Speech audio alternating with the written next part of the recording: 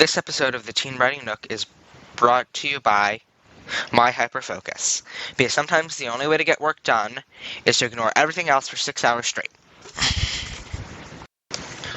The chaos in the craft. Being a teen writer with ADHD.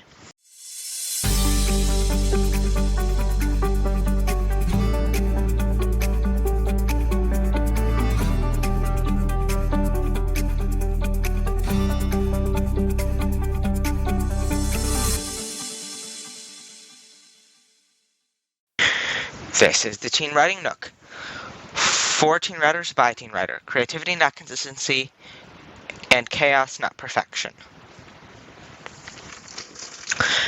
I'm J.K. Williams, your host, and today I want to take a second to look at the big picture of how these three worlds, being a teen, an author, and a neurodivergent, all collide. Usually, people wonder how being a writer and having ADHD even works together. Writing a book requires a ton of focus, but my life is basically a constant battle against the side quest urge. Which means focus is not exactly a strong suit. It's definitely hard, but I've realized my ADHD isn't just a hurdle, it's actually an engine behind my creativity.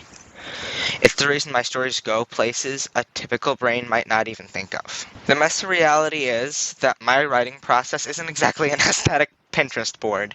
It's usually me with 14 tabs open, listening to brown noise, music, accidentally researching medieval cutlery for 3 hours, randomly Googling what happened before the Big Bang, and then starting to write. By no means is my process linear. How do I manage that? Here's the secret.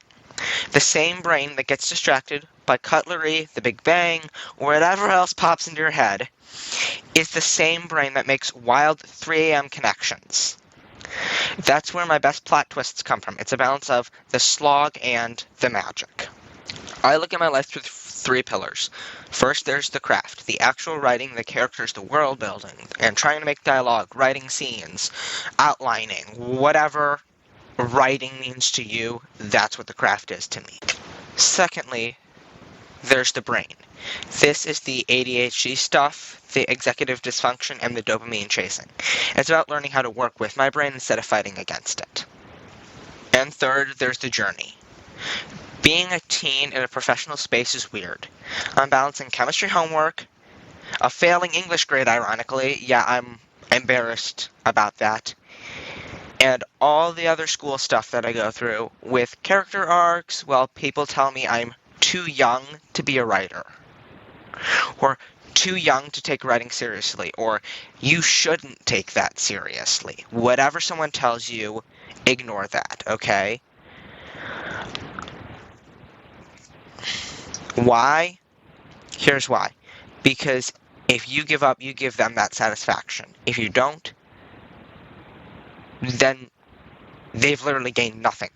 I'm doing this because I want to break the myth that you have to be normal to be productive, and that you have to be